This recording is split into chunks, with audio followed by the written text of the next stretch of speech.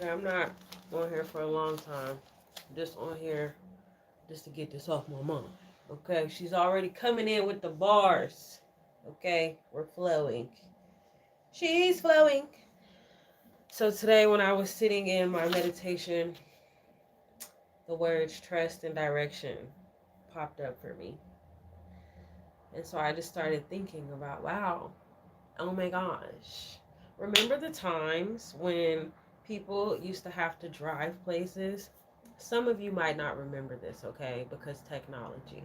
But there was once upon a time when if you wanted to go somewhere and you didn't know where you were going, you simply had to use a map or print off the directions or write the directions down and or something that I know people would have a heart attack having to do in this day and age. You would have to stop somewhere, normally a gas station. You would have to ask a stranger for directions. You would have to say, "Excuse me, ma'am. Excuse me, sir. Can you tell me how to get to so and so or such and such? Can you tell me how to get from here to there?" And you know what would happen?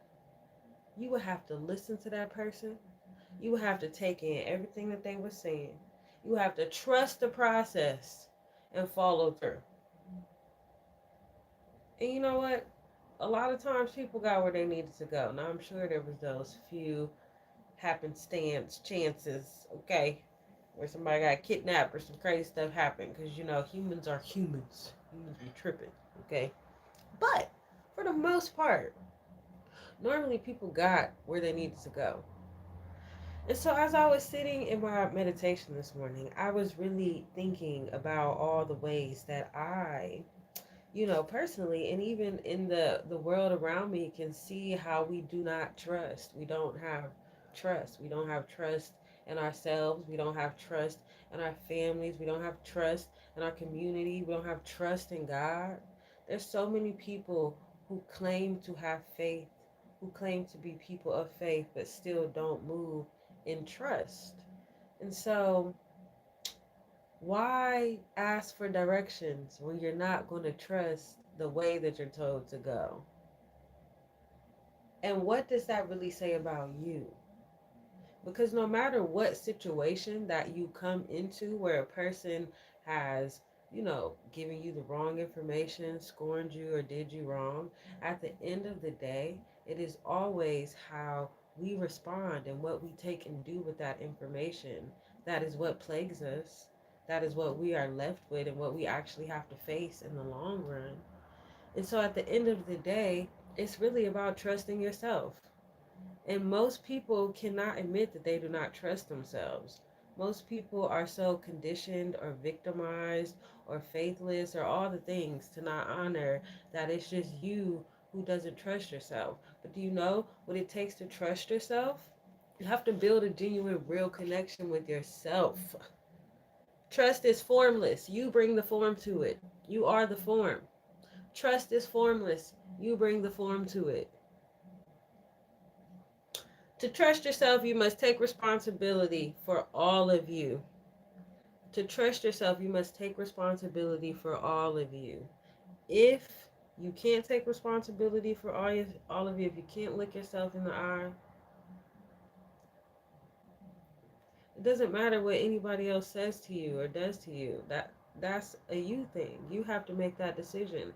And sometimes trusting ourselves is listening to that voice is like you need to leave the situation or you need to let this person go or you need to stop doing that. Sometimes we don't want to trust ourselves because if we had to trust ourselves, we would have to step outside of our comfort zones. We would have to step outside of our norm. We would have to step outside of the things that we've perceived to be what's keeping us safe. But really, it's just kept you comfortable. It's kept you contained. But this isn't a time for us to be contained. This is a time for us to be fully ourselves and fully who we are, you know? Or at least that's what I'm saying to myself. That's the conversation that I'm having with myself. Like, to trust yourself, you must take responsibility for all of you. And not out of spite, not out of reaction to experiences or through the parts of yourself that you haven't even broken through yet. But as a genuine reclamation and proclamation of life as a way to take authority over your existence and purpose and being. Trust your existence and why you know who you are and why you are the way you are. Trust that you are the way you are for a reason, that your vision, your mind, your perspective is valuable, is worthy, it's important, it's a piece of the puzzle. And it's like it's something to be able to trust who you are and what you bring to the table while also holding understanding and clarity for the world around you, but not getting lost in the world around you. There's so many reasons and moments right now to want to feel hopeless. There's so many reasons and moments right now to want to feel like we are all disconnected and there's no real sense of community. There's no real sense of responsibility or accountability. It's so easy to fall for that. What's up? How you doing, Sophia? What's up, Luke? What's poppin'? Hey there. Hey there. Hey there. Hello. Yeah, it's a nice Sunday. And today I was just reflecting on what it means to really trust yourself. And how a lot of times we ask questions that we don't want the answers to. Or a lot of times we want information, but we're not really open and receptive to receiving it. But to me, that's just a reflection of where you are with yourself. That's just a reflection. It's your birthday. Happy birthday to you. Happy birthday to you. Happy birthday, dear Sophia. Happy birthday to you. You. Happy birthday, Sophia. I hope that this year you trust yourself and that you have the courage to be all that you need to be with integrity. I kind of look like Chadwick Boseman. Hey, no disrespect taken. It was a handsome man. Thank you. Thank you, Sophia. That was a handsome man. So do I look like his sister or do I just look straight up like Chadwick? Is it given like girl version or is it just given like, was that your way of saying I look like a man? Are you trying to say I look like a man? It's okay. It's cool. Anyway, I just got on here to talk about trust. Now we talking about, are you going to answer? I want to know if I'm giving man version or just like, you know. His sister. Okay. Okay, bet. It's giving sister. It's giving sister. We can take that. Wakanda forever. Okay. Yes, thank you, Sophia. Come back next year and I'll sing you happy birthday again. I appreciate you. What's up, in Enrique? How you doing, Enrique Garcia? ¿Cómo está, mi primo? ¿A dónde está, Enrique? I gotta. How you say it in Enrique? Is it? Do you put a little twirl on it, or is it just like a? It's just like normal. Am I already saying it right and I'm just overthinking it? I tend to do that a lot. I tend to do that a lot. Where y'all tapping in from? A Stitch birthday party? Oh, I love Stitch. Lilo and Stitch. Ohana means family. And we are family. We are internet family. Y'all are my internet cousins. What's up, internet cousins? They need to turn Lilo and Stitch into a musical. I'm going to get back on track of what I was talking about, though. Because I just got on here to talk about trust. But see, trust in the process, you know, and engaging with the energies around you. And trust your existence. Trust is formless. You bring the form to it. That's my message. That's my message. Trust is formless, and you bring the form to it. What is the point of asking for direction if you don't trust the answers that come? And also ask yourself, What are your qualifications for trust? Is your trust coming from your wounds? Is how you view trust coming from your ego? Is how you view trust coming from a perspective of what you were taught, versus how you actually have formed your own opinions and perspectives about life and the world? Because I feel like a lot of us really are just disguising a lot of things as a reasons and a means to stay safe and to stay comfortable. And the last thing that's left to evolve is ourselves. We done created new fruits. We done made animals go extinct. We done built technology that like our ancestors would have never imagined. And the only thing that we have not evolved is ourselves, collectively and as a society, emotionally and spiritually. As a group of people, we are like behind. Okay, we on the short bus. That's still a thing when people even ride buses to school anymore. What does evolve mean? So evolve means, when you think of evolution, think of it like a plant. Okay? So when a tree starts out, it's not a tree already. It's a seed. And so then that seed has to go into the ground, and hopefully it's healthy soil. And then you pour water on it, and then the sun shines on it. And with time, that seed starts to break through, and a little seedling will come out, which is normally just like two little leaves. And for a little while, it's got to spend time like that, the same way it had to spend time being a seed. And then after it's done being a seed, it evolve, until eventually you have a tree. But even once a tree is a tree, it's still evolving. The leaves come, they turn green, then they turn different colors, then they fall off. That's all evolution. But as humans, it is very easy for us to not have to be evolving. When you're dealing with like parents or friends, you could have your parents and they're like, I'm this way because I'm old, or I've been this way all my life, so I can't change now. But really, that's our mindset. That's lies we're telling ourselves, because we can change, we can evolve. We have every moment of every day. Every time you meet somebody new who likes something different than you like, when you engage with them, when you try new things with your friends, that's you learning how to evolve. When you learn something new, like say you didn't know how to play a sport, but then you join a sports team, learning how to get past not knowing how to play the sport versus now you can play the sport. That was a process of evolution. But as humans, we have so much free will, because I don't think free will is free. I think it costs us a lot, actually, depending on how we use it. But most humans, they avoid change and they avoid evolution. And we are in a time now where that is the only thing we have. Change is the only thing we have. That's all we got. That's the only constant. And that's the only thing that's going to stay the same, is that we need to change. But everything else is growing. The world is changing.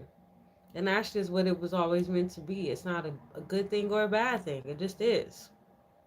And so within that, we have to do better at showing up to that process. And to me, that looks like embracing trust and surrender and allowing yourself to kind of step outside of yourself a little bit, you know? Because sometimes, I think we think trust means people have to prove things to us or things have to be just right. But sometimes the only way to build trust is to be in that uncomfortable space of not knowing, you know? That's beautiful. I love that. Like a family tree. Is it a big tattoo? Does it take up, like, where is it at? Is it on their arm? Is it on their back? Yeah, I can imagine that would be big. That's beautiful, though. You must have a really good family. Is your family close? Oh, it's on their leg. Oh, wow. Well, that must have hurt. I don't have any tattoos. I don't have any tattoos. Maybe one day. Maybe one day. Maybe one day. What's your favorite song, Sophia?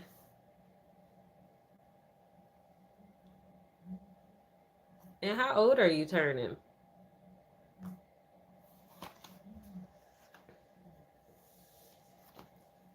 Sophia, Sophia. Does your mom call you Fia? What's your nickname? Ooh, ooh. I'm probably going to get off of here soon. I just wanted to come on here, and I'm practicing going live when I feel moved instead of overthinking everything. But that's one of the ways that I can show that I don't trust myself is I overthink everything. I talk, oh, 9. That is such a sweet age. Your nickname is Sophie. Oh, I don't know vampire. I don't know this vampire song. Happy birthday, Sophia. Yeah, that's one of the ways that I don't trust myself is by questioning myself instead of just doing what I know I want to do or what I know my spirit or my feelings are just telling me to do. I'll just overthink it and I'll talk myself out of it and then I won't do anything or I'll waste time and then, I won't have the same momentum. Or sometimes I've had some ideas and I didn't move on them quick enough and then somebody else did them. And then it's like, oh man, I can't even be mad. Even if it was like, I want to talk about this subject and then I don't talk about it, I don't make the video, and then I get online a few weeks later and everybody's talking about that thing. But that's one of the ways that I practice not trusting myself is by talking myself out of my own voice. And by also not really, I guess, I don't know, I don't give myself the space to just be gentle with myself, you know? It's like I don't know. It's just interesting. Because I think it really just all does boil down to me questioning myself. So I'm trying to find other ways to explain it. But it's like at the end of the day, I question myself. And what is that telling? What is that telling? Do I like stray kids? What do you mean stray kids? What's a stray kid? I don't know what a stray kid is. You have to tell me that. Is that like a, because I know what a stray animal is, like a stray cat. Like, and who is a stray kid? I love kids. I work with kids in the community. I work with young people at the library, and I work with different young people. So I love kids in general. Oh, it's a K-pop group. See, that's how you know I'm not even that old. That's crazy. No, okay, I'm gonna look up Stray Kids and I'm gonna learn this vampire song because clearly this is a thing. This is a thing. Stray Kids. I should play it right now. I can't play it on my. Okay, I don't want them to be tripping. YouTube start tripping. But yeah, my way of not trusting myself is questioning myself or holding back. Do you feel like anybody on here? Do you feel like there's ways that you don't trust yourself, or do you always listen to your voice and do what your heart and your spirit tells you to do? Because I know for me, most of the time I do, but sometimes I have trouble sustaining it, and sometimes I have trouble. Uh, I guess yeah, it's just sustaining it. And sustaining it means like doing it consistently and long term, like doing it over and over and over again. So, yeah, I hope that everybody in here can find the courage to trust themselves and to pay attention to the ways, even if you could be 9 years old, you could be 50 years old, you could be 100 years old. There's always space to practice more awareness of yourself and to be curious about why you do the things you do, why you feel the ways you feel, why you respond and react the ways you do. Some stuff you learn from your parents, some stuff you learn. Bye, Sophia. Have a good birthday. Happy birthday. Some stuff you learn from your parents, some stuff you learn from your environment. Some stuff you can get from so many different places. But at the end of the day, if you have no awareness of it, you can never outgrow it. You can never take full responsibility for it and take accountability for it. And I said earlier, to trust yourself, you must take responsibility for yourself. And taking responsibility for yourself begins with awareness and begins with truly being able to accept yourself without any need to attach an emotion or feeling to how you are accepting yourself and how you are viewing yourself. Just realizing that things are. Things are. So I encourage you to trust your existence and why you know you are here. You know, with your vision, your mind, your perspective. And I want you to do that while also being present in this world without getting lost in this world. Don't let this world talk you out of you and who you are. And don't let you talk you out of you and who you are and who you're meant to be and who you are becoming and who you already are. You know? So, yes, don't be asking for direction if you don't really want to trust the answers. Because sometimes the answer is stillness, sometimes the answer is motion. Sometimes the answer is speaking up. Sometimes the answer is being quiet. Sometimes the answer is being seen. Sometimes the answer is resting. Most times the answer ain't never really what you want to hear though. So if you could just allow yourself the space to maybe acknowledge that or remember that in the processing, you know, maybe it could shift some stuff or make some stuff just a little easier, you know? But that's all up to you.